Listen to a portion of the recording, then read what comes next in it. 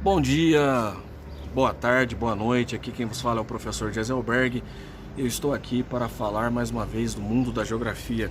E no dia de hoje nós vamos falar sobre o mundo urbano, sobre o processo de urbanização que veio se intensificando nos últimos anos. O que nós precisamos entender sobre urbanização? Que ela está totalmente ligada e relacionada com as revoluções industriais. É a partir do final do século XVIII, século XIX, século XX, que nós vemos o processo de urbanização de forma intensa, crescente, onde a população, a população mundial, ela deixa de ser rural e passa a ser uma população mais urbana. Bom, falar de Revolução Industrial, tem que lembrar que começou no Reino Unido, Inglaterra, no século XVIII, com a invenção da máquina a vapor por James Watt. Final do século XVIII, facilitou a produção e a circulação de mercadorias e pessoas, e essa tecnologia favoreceu a criação do navio a vapor, do trem, né, que vai circular sobre as ferrovias, máquinas mais velozes, mais eficientes, todas elas movidas através de uma matriz energética que é o carvão mineral. A Revolução Industrial ela começa na Inglaterra, ela alcança a França, aí chegamos à segunda fase da Revolução Industrial, que atinge a Alemanha, os Estados Unidos, o Japão, entre outros países europeus, mas principalmente esses, Estados Unidos e Japão. Primeira, França, Inglaterra, Alemanha. Então a Revolução Industrial, ela de fato, ela muda e altera o estilo de vida, comportamento das pessoas. As pessoas agora elas deixam os campos para morar mais próximos às fábricas. Daí vão surgindo as cidades operárias, vão surgindo as aglomerações de pessoas ao entorno dessas fábricas. Se nesse período da Revolução Industrial na Europa e América do Norte, ela começa entre o século XVIII e século XIX, já em outros países de outros continentes, como a América Latina, né, ou América do Sul, continente africano, asiático, exceto o Japão, que já tinha iniciado a sua Revolução Industrial, essa Revolução Industrial vai ser mais tardia, né? Então, se na Europa e América do Norte a maior parte da população já é a população urbana, na América Latina, América do Sul, né, África, a maior parte da Ásia, ainda a maior parte da população ainda é rural, vive no campo. O Brasil vai iniciar sua industrialização no que chamamos de industrialização tardia. Em 1950, década de 50 e 60, o Brasil inicia seu processo de industrialização. Houve surtos, momentos, pontos de industrialização antes disso? Sim, houve. Por exemplo, na Primeira Guerra Mundial, o Brasil entrou com a industrialização de substituição de importação, porque os países europeus e, por exemplo, os Estados Unidos na América do Norte, que exportava grande parte dos seus produtos para o Brasil, deixa de exportar seus produtos para cá para atender a própria classe estadunidense, a própria população interna, por causa do seu envolvimento com a guerra. Então o Brasil passa a produzir as suas próprias mercadorias. Isso, de certa forma, incentiva a indústria nacional. Mas quando a guerra acabava, voltava-se novamente uma forte concorrência com os produtos internacionais. Isso aconteceu tanto na Primeira Guerra quanto na Segunda Guerra Mundial. Mas é na década de 50 para 60 que nós já criamos as bases, né? Criamos bases para a industrialização nacional. Em 1960 nós começamos com o que chamamos da industrialização pelo viés automobilístico. Nós recebemos as grandes montadoras, as grandes multinacionais ou transnacionais, como a Chevrolet, da General Motors, a Ford dos Estados Unidos. Tanto a Ford como a Chevrolet são transnacionais oriundas dos Estados Unidos. A Mercedes e a Volkswagen da Alemanha, ambos da Alemanha. E depois, na década de 80, nós recebemos a Fiat. Até só para vocês terem uma ideia, quais eram essas empresas que deram início, né, para a industrialização no Brasil. Essas principais, né, no caso do ramo do automobilismo. Vários países iniciaram essa industrialização tardia. Lembra que eu disse da América Latina? Países como México, Argentina também iniciaram a industrialização nesse mesmo período. E assim como aconteceu na Europa, o Brasil, Argentina, México também passa por esse momento em que a população deixa de ser uma população rural e passa a migrar para os grandes núcleos, os grandes centros urbanos.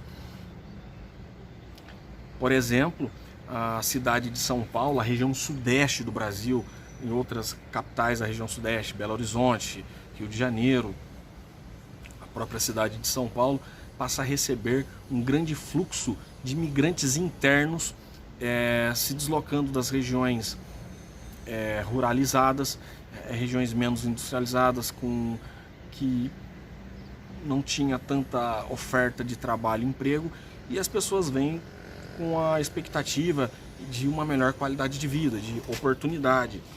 E com isso nós temos um grande fluxo de imigrantes nordestinos. Sim, nós tivemos também imigrantes de outras regiões do Brasil, mas é a região Nordeste que se destaca como a maior região que cedeu trabalhadores, a mão de obra operária para o estado de São Paulo na década de 60, 70 e até hoje. O estado de São Paulo não recebe tanto quanto antes, mas ainda recebe uma grande quantidade de imigrantes nordestinos. E, claro, falando imigrantes nordestinos, os estados da região Nordeste, né? Eu já conversei com um professor uma vez que ele não gosta do termo nordestino. Eu falei assim, por que existe nordestino e não existe o sudestino? Para esse professor, tem muito respeito, eu entendo a razão dele. Ele diz que forma de nordestino é uma forma que acaba sendo pejorativa ou jocosa, de não reconhecer a origem exata daquele que veio do estado do Ceará, para aquele que veio do estado do Piauí, Maranhão, né? Falando de região, então nós temos a maior parte da população que migrou desses estados da região Nordeste. Bom, quando nós vemos então esse processo de industrialização e urbanização muito atrelado, a gente tem que entender que ele começa na Europa, depois ocorre na América do Norte, extremo asiático no Japão, e a industrialização passa a ocorrer nos outros países da América Latina, África e extremo asiático, também como Coreia do Sul, China, no caso da América Latina, México, Brasil, Argentina. E todos esses países passam então a se industrializar, e o movimento de crescimento da população urbana constante, só que com uma diferença. A Coreia do Sul inicia o mesmo processo de industrialização tardia, assim como o Brasil, só que a Coreia do Sul, comparando com o Brasil hoje, a Coreia do Sul hoje tem condições, oferece uma melhor qualidade de vida para a sua população quando comparada com o Brasil, sendo que ambos iniciaram a industrialização no mesmo período, no mesmo processo, na mesma fase, né? Isso mostra e revela de novo como nós falhamos, como houve uma falta de planejamento para um desenvolvimento do nosso país, né? Isso aí atribui todo ao processo histórico político, os viés ideológicos que foram surgindo, que aí a gente deixaria para outro momento. Bom,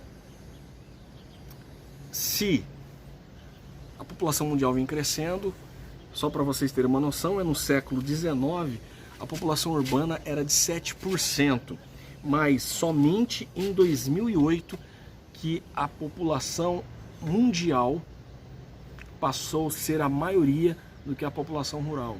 Olha que interessante, até 2008, antes de 2008, até 2007, a população mundial ainda era equilibrada entre população urbana e rural. Só em 2008 que a maior parte da população mundial passou a residir nos grandes centros urbanos. E essa proporção vai só aumentar cada vez mais, e já temos estimativas para 2030, para 2050, que até em 2050 a estimativa é que 64 a 65% da população mundial residem nos grandes centros urbanos. Com isso, nós vemos um processo que é o processo de conurbação. Conurbação, o que seria isso? Conurbação é quando as cidades, a malha urbana, o espaço urbano, ele passa a crescer e vai surgindo loteamentos, construção de casas, e o perímetro urbano vai se expandindo até se expandir e chocar, acabar cruzando com a expansão urbana de outro município. Então você vê dois municípios se fundindo. Para quem é de fora e não conhece o espaço geográfico daquele lugar, vai dizer que é uma cidade só. Mas não, são duas cidades em que a área urbana dessas duas cidades se juntaram. Aí forma uma conurbação. Da conurbação para a metrópole é um tapa, né? Porque aí nós temos a formação de uma área conurbada de várias cidades, vários municípios ligados um ao outro, em que não tem uma distinção visual na paisagem de que inicia ou termina um outro município, porque todos os espaços urbanos estão conurbados, ligados, não há divisão. É o que nós vemos na metrópole, na região metropolitana de São Paulo. Você sai de Barueri, vai para a cidade de São Paulo, Osasco, Guarulhos. Essas cidades, elas estão todas juntas, ligadas. Você sai de Santo André, vai para a cidade de São Paulo, você atravessa uma avenida, a Anhamelo, a Radial Leste, você nem sabe que saiu de Santo André e foi para a cidade de São Paulo. São Caetano do Sul, São Bernardo do Campo, que é o chamado ABC, Diadema. Essas são a região metropolitana de São Paulo. No estado de São Paulo, nós temos outras regiões metropolitanas.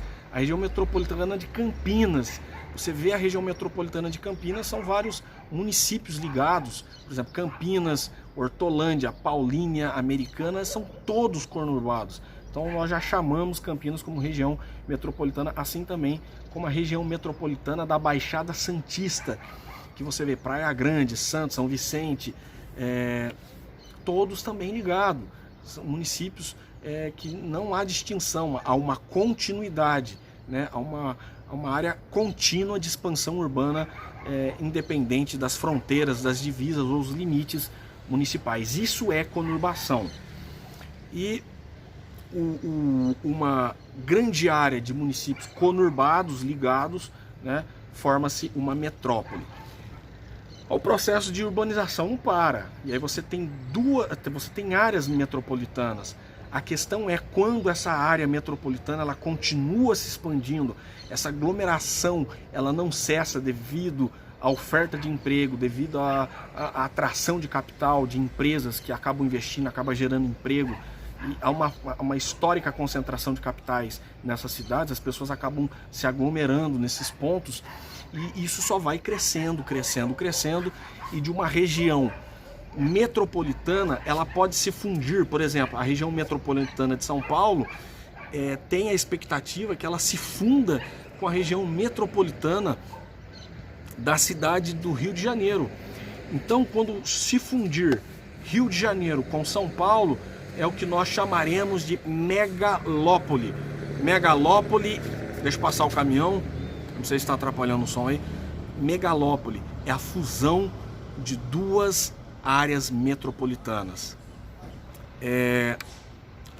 Campinas pode se fundir com São Paulo, a região metropolitana de Campinas se fundir com a região metropolitana de São Paulo, e a região metropolitana do Rio de Janeiro se fundir com a região metropolitana de São Paulo. Então nós teremos um eixo, né, dessas 3 metrópoles, todas fundidas, formando uma megalópole.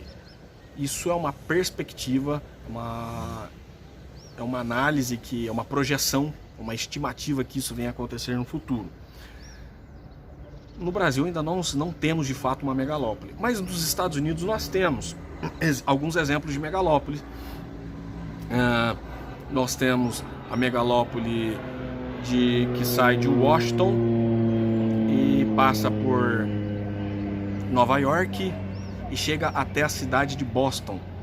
A região metropolitana de Nova York, que é a capital dos Estados Unidos, Nova York e Boston, que eles chamam de Boswash. Nós temos também a região metropolitana que sai de Pittsburgh, passa por Detroit, Indianápolis, até chegar em Chicago, né? São cidades ali que ficam próximo ao lago Hudson, mais ao norte dos Estados Unidos, também forma uma megalópole. Nós temos essa região de Chicago até Pittsburgh é Sheepits, né? Sheepits, pega essas cidades. Outras megalópoles, nós temos a megalópole que sai lá na costa oeste dos Estados Unidos, de São Francisco até Los Angeles. São Francisco até Los Angeles. Passa São Francisco, São Diego, São José também, são cidades importantes da Califórnia, que forma um grande número aglomerado de pessoas. E por que as pessoas migraram para a Califórnia? Muitas pessoas migraram da costa leste dos Estados Unidos para a Califórnia. Oferta de emprego.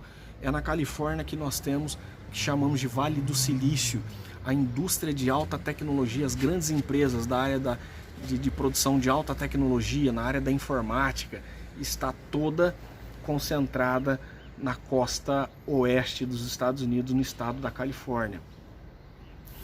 Ok? Então, com isso nós temos aí essas formações de metrópoles e megalópolis e áreas de conurbação urbana. Ok, eu vou ficando por aqui, senão o vídeo vai ficar extenso. Fica atento que eu postarei mais vídeos sobre o mundo da geografia, nesse caso o processo de urbanização, essa aula específica para o 9º ano. Um forte abraço, Deus os abençoe.